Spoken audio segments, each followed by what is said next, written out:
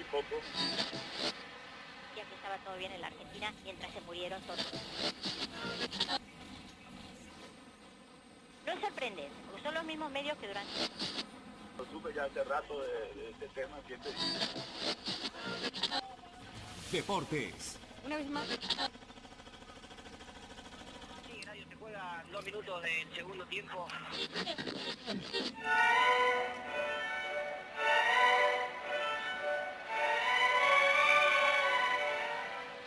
Baixapa. Queridos amigos, buenos días. Siendo las 12, hora del Paraguay, 13 horas en la República Argentina, aquí comienza otra edición de Entre Polcas y Guaranías.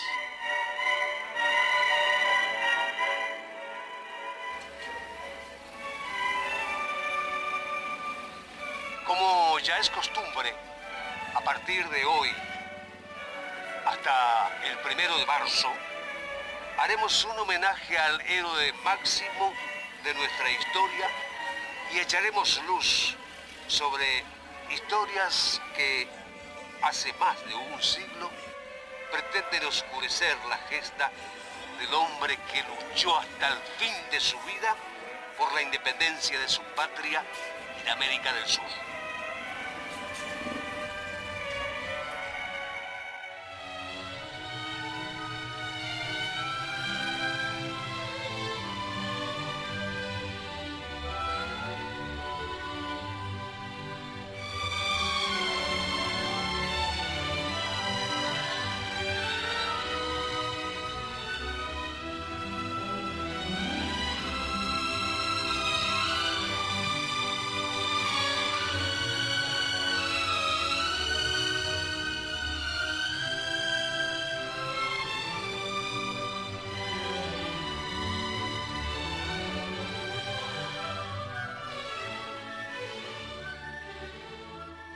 Para comenzar a entender, debemos ir hasta el inicio, al principio de las cosas. Luego de la fundación de Buenos Aires, una expedición remonta el río Paraná y funda la ciudad. Años después, llega la noticia de la destrucción de Buenos Aires a manos de los aborígenes. Se organiza entonces una partida de 66 hombres que bajan por el río, fundan primero la ciudad de Santa Fe y se produce finalmente la segunda fundación de Buenos Aires. De modo que Asunción, desde esos tiempos, es conocida como Madre de Ciudades. Pero ¿cómo vamos a hacer para contar la historia completa de esta tragedia en tan poco tiempo? Bueno, vamos a intentarlo.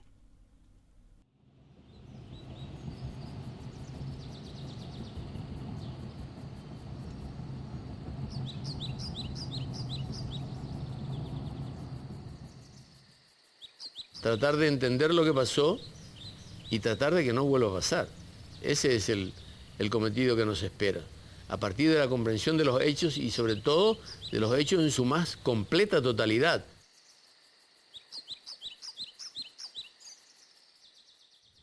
Estamos hablando de 1813, todavía no empezaban las guerras de la independencia americana, empezaban a caer los gobiernos de los países que declararon su independencia en ese vacío de poder, entre 1810 y 1814, 15, 16, y recién ahí se producen las demás independencias. Acá teníamos un dictador, una persona que tenía luces académicas mucho más avanzadas que las de sus demás contemporáneos, como fue el señor José Gaspar Rodríguez de Francia, había estudiado en Córdoba, pero también estaba dotado de una gran inteligencia y un agudo sentido de la ubicación política en ese momento, y él, en cierto modo, impone ciertas posiciones que fueron radicales en ese momento, sobre todo con la nota del 20 de julio, donde se expresa claramente que el Paraguay no iba a depender de España ni de ninguna otra potencia, que el Paraguay iba a ser independiente.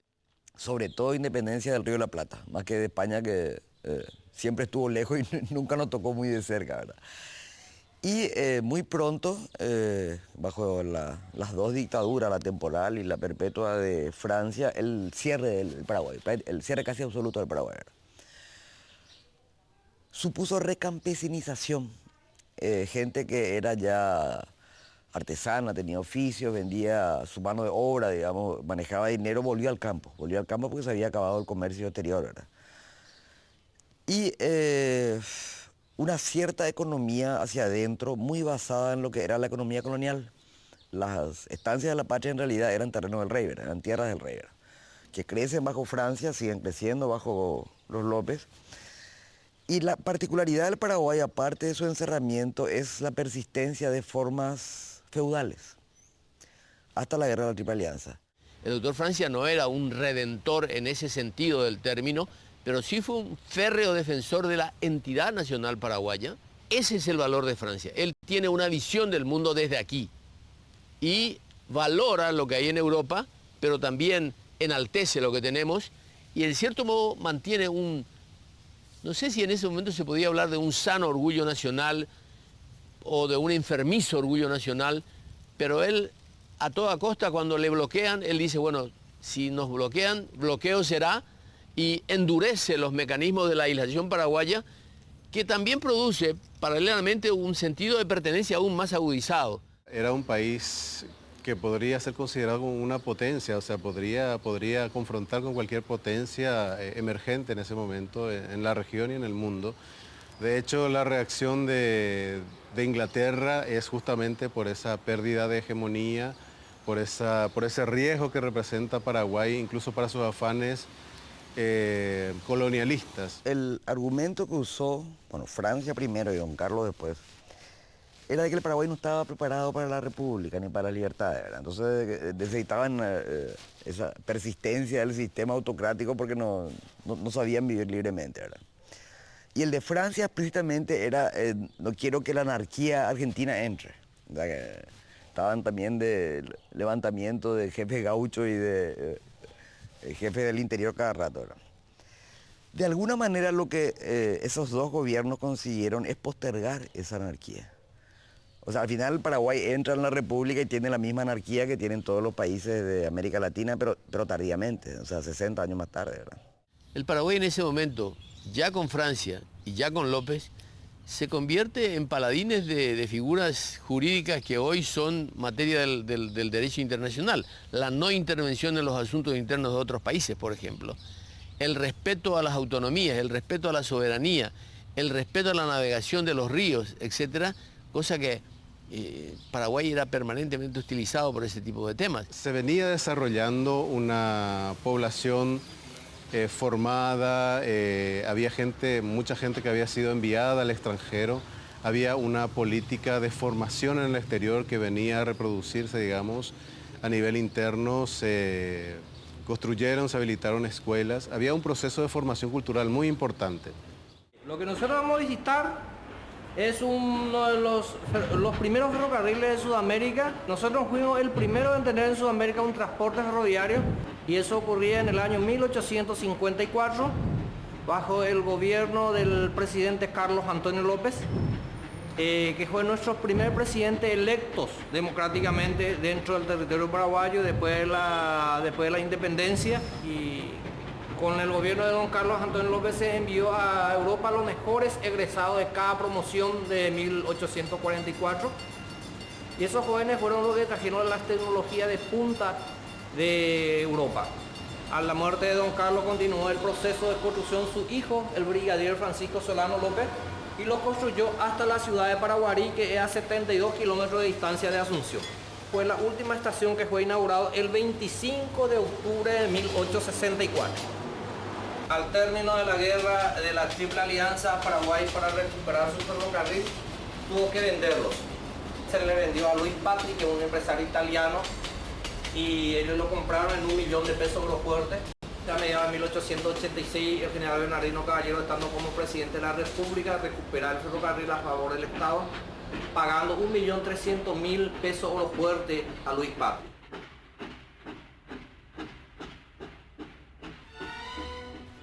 Por estas políticas, Paraguay, en 1860, se convierte en la primera república americana libre de analfabetismo y la única sin deuda externa. Uno de los hijos del presidente Carlos Antonio López, Francisco, desde los 14 años, durante sus estudios en Europa, frecuentaba la corte de Napoleón III y adquirió buena formación política, militar y cultural. A partir de su formación militar en Francia, organiza el ejército paraguayo y al poco tiempo debe ponerse en acción para defender las fronteras ante la invasión de Juan Manuel de Rosas. Vuelve nuevamente a Europa para contratar técnicos para el desarrollo industrial del Paraguay y trata con los políticos más importantes del momento. Evidentemente, López era un joven aguerrido, omnipotente, que se creía así un semidios, un semihéroe y capaz con su juventud de conquistar el mundo, ¿no? El primer error que condujo a esta guerra provino de Carlos Antonio López. Fue haberlo designado a Francisco Solano López como heredero suyo. El momento del padre fue una situación, y por cierto tenía así como más cordura o más mesura, o era más conservador que el hijo, según como se quiera o no, o el contexto histórico rioplatense facilitaba una situación diplomática y de diálogo mayor, y llegaba un momento que casi el diálogo diplomático hasta qué punto estaba habilitado o posibilitaba ese sabio consejo del viejo de recurrir por las letras o por la negociación antes que por las armas, ¿no?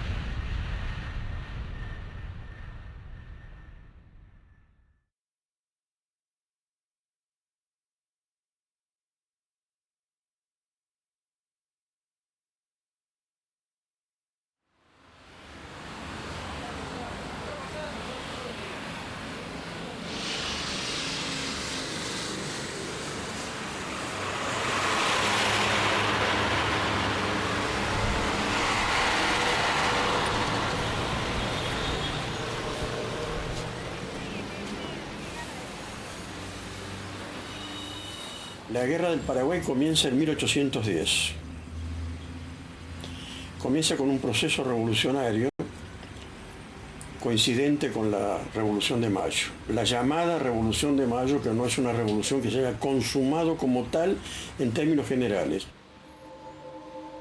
El Paraguay fue el único lugar del virreinato del Río de la Plata donde se consumó una revolución. Revolución significa una reestructuración radical de la sociedad. Bueno, eso es lo que ocurrió en Paraguay. Ahí comienza la cosa.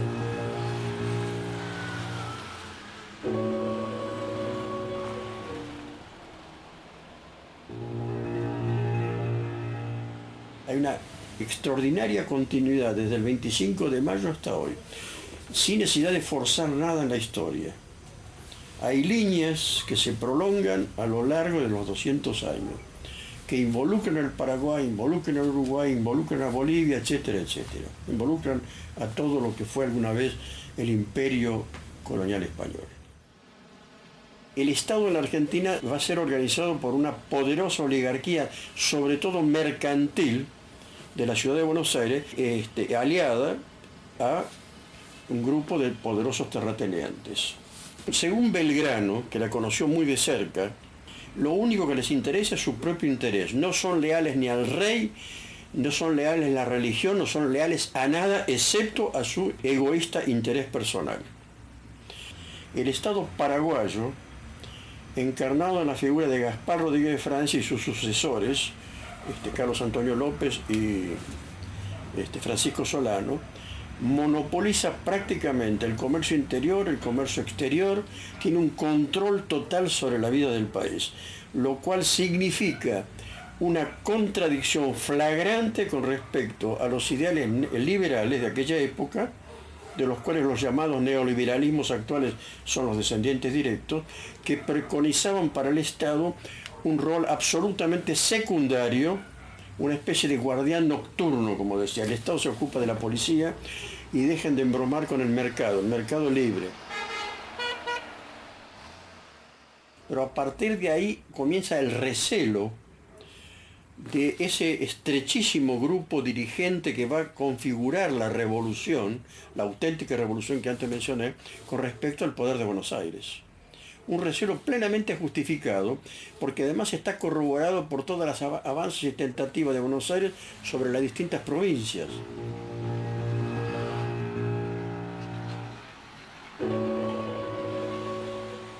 En 1859, Francisco Solano es mandado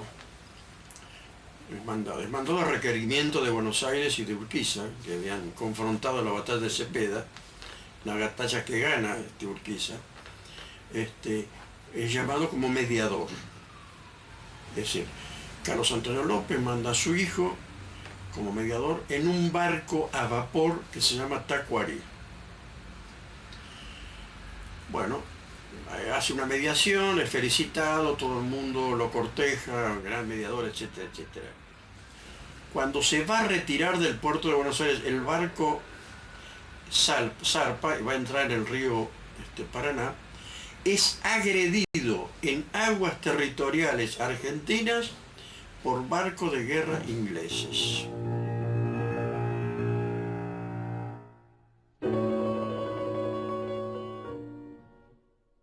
Hay un álbum donde están las firmas de todas las familias argentinas agradeciendo a López el haber hecho la unidad y el haber ahorrado sangre al pueblo argentino, etcétera, etcétera. Hay una polca militar que le hace un músico argentino que se llamaba Dalmiro Costa y que le dedica a López y que es un poco parte de los acordes que tenemos en el famoso Campamento Cerro León, que es un motivo popular paraguayo.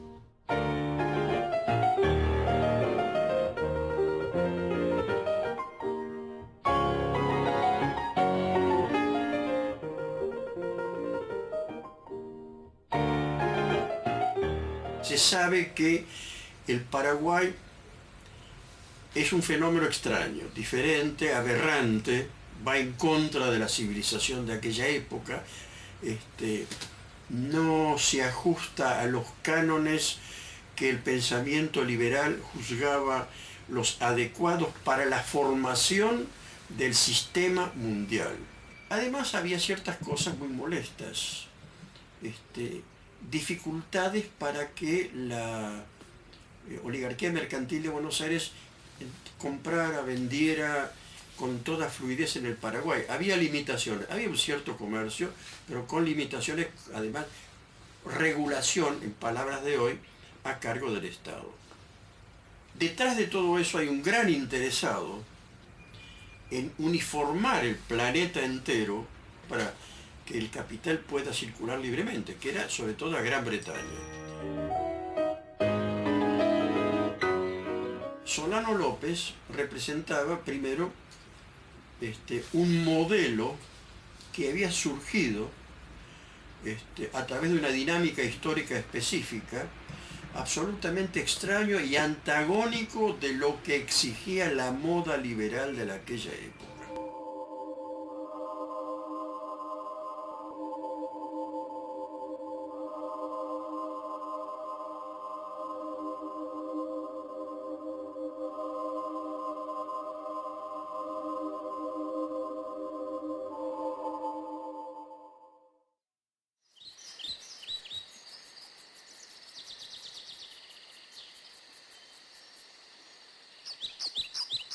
El Paraguay no dependía de los bancos británicos, no tenía deuda externa, tenía una economía sana, tenía un pueblo unido, un pueblo que admiraba a su líder, etc. Y lógicamente que había una colectividad paraguaya en Buenos Aires que había sido ya opositora de Francia y fueron los primeros pro-porteños o pro-europeos que fueron radiados en los primeros años de la independencia paraguaya. Por lo tanto, había todo un linaje de articulado en contra de la emancipación paraguaya y en contra de la entidad nacional paraguaya independiente, digamos. El sistema político que se había consolidado en el Paraguay, desde la independencia hasta la guerra, digamos, era un sistema sin ningún control interno, autocrático, muy duro, digamos, sin ningún control, lo que significaba una arbitrariedad completa del dictador o del presidente, ¿verdad? O sea, hacía lo que quería sin ningún tipo ni de consejo ni de rendición de cuentas a nadie, ¿verdad? No había parlamento, no había poder judicial independiente, ¿verdad? Cuando Mitre le invita a López, a Francisco Solano, a ir a debatir a Buenos Aires los problemas de límites o los que quejaban en ese momento las relaciones entre Argentina y Paraguay, López le contesta en una nota: no puedo ir porque si yo voy nadie queda acá que pudiera entender los mecanismos del Estado.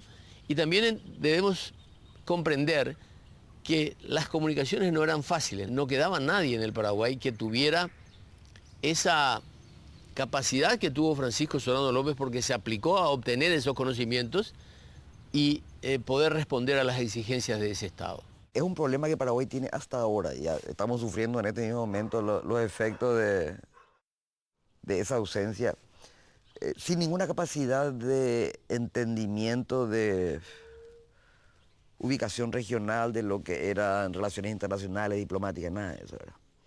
El Paraguay siempre tuvo problemas con la Argentina, siempre tuvo problemas con Brasil, pero de alguna manera Carlos Antonio López siempre se las arreglaba para mantener una situación no conflictiva con sus poderosos vecinos. Fue un gobernante que, digamos, representó de una u otra manera la emergente nación paraguaya. Es un referente en términos de afianzamiento del Estado paraguayo, del Estado nacional. Es un referente en términos de la posibilidad de proyección de un país como potencia. Y uno de los valores importantes fue la resistencia, que fue hasta el final. La pretensión del equilibrio del Plata es Mercosur. La pretensión del equilibrio del Plata es las provincias federadas de Artigas. La confederación soñada por otros argentinos. Podría ser esa la idea del equilibrio del Plata, pero nos acostumbramos a leer la historia o a escribir la historia según a quién queremos echar la culpa de todo lo hecho y perdido. Y en ese sentido López fue beneficiado con las culpas, que en muchos casos no tuvo, y por eso fue precisamente el libro Verdades y Mentiras sobre la Guerra de la Triple Alianza. Gran parte de las culpas que le atribuyen a López aparecen mucho después de generada la guerra. Los problemas con los países vecinos tenían que arreglarse con la pluma, no con la espada. Ese era el consejo que le dejó Carlos Antonio López a su heredero Francisco Solano López y que éste no cumplió.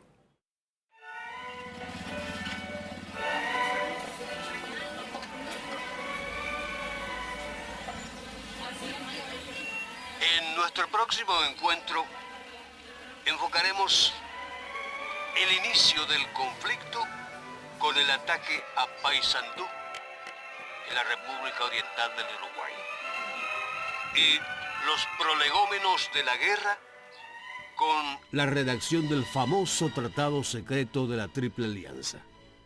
Hasta el próximo encuentro. Agüillé. Gracias. ¿Por qué ocurrió la Guerra del Paraguay? Esa es la gran pregunta a la cual yo traté de responder.